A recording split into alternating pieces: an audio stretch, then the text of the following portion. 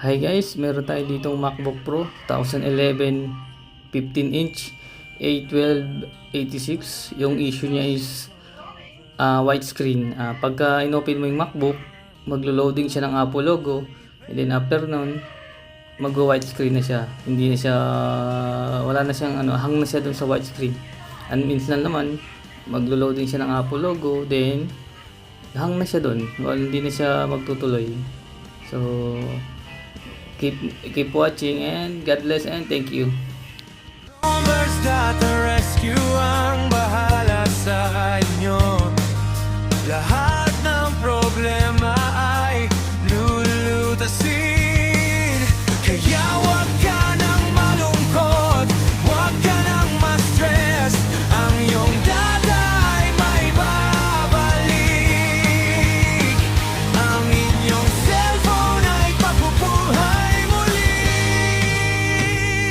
Dito lang yan sa Rombes Data Rescue.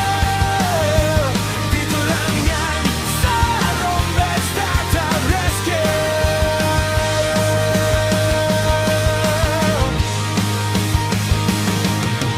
Rombes Data Rescue ang bahala sa inyo.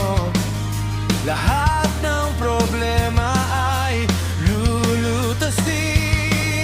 Kaya wag ka nang malungkot, wag ka nang ma-stress.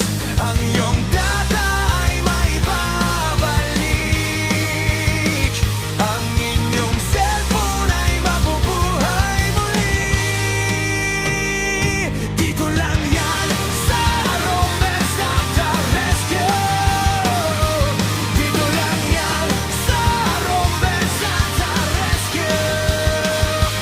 Dito lang yan sa Rombes Data Rescue. Dito lang yan sa Rombes Data Rescue.